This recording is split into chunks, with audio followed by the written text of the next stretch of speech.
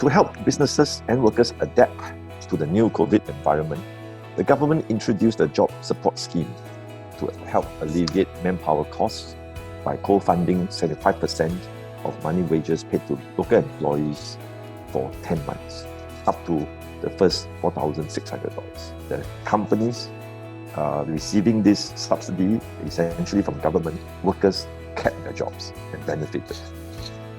Many industry leaders, business leaders across these sectors told me that without JSS, they honestly would not be able to keep the workers on the payroll, even if workers are willing to do their part to accept pay cuts.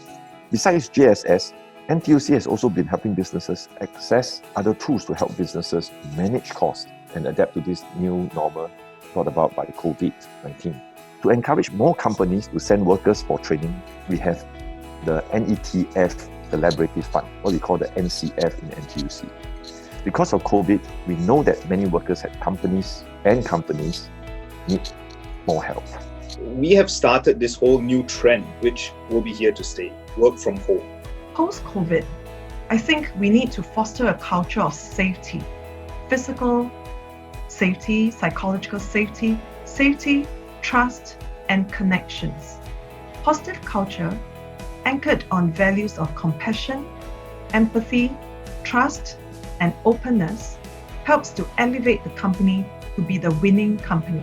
We basically gone through 4 crises. 85, we learned 2 things. The first thing that we learned, Singapore market is small, therefore we need to create an external domestic market.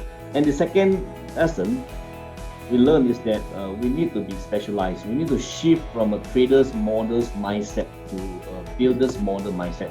In 1997, we also learned 2 lessons. As we all know, in crisis, there's great opportunity. But if your goals are clear, it should motivate you to move even further. Although you're going to have to cut costs in a crisis, you definitely do not cut your investment in talent and your investment in training. So we've been training Singaporeans to drive and to do these high-value driving jobs on the ramp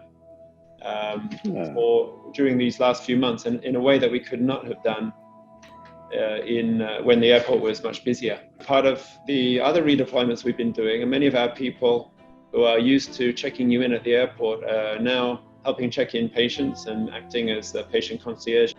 During the crisis, there are many companies that actually were short, at least on a temporary basis, of talent. So even if it's on a temporary basis, working with E2I and the Job Security Council, thank you, Gilbert, for your support on this. We've been able to place people at these companies.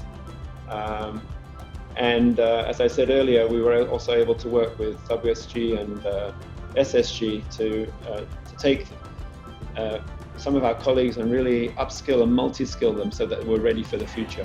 The government has been quite supportive, and I guess the Tripartite Partnership, I think, is very important because for us now, it's really about surviving this crisis. And we are actually very thankful that the government has been able to come up with a $100 billion budget, 4 successive rounds, really unheard of, and not even unheard of just in Singapore, but actually around the world. 20% of GDP is a very large number, but actually this is what is needed now because it helps companies stay alive, hold on to their workers as well. So one of there are many schemes that are available for us, and we are very appreciative of that.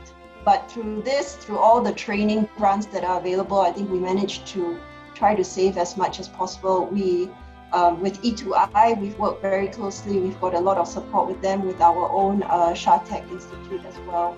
We are also, like Alex, we are placing a lot of our employees in alternate positions. So we do send to NTUC, FairPrice.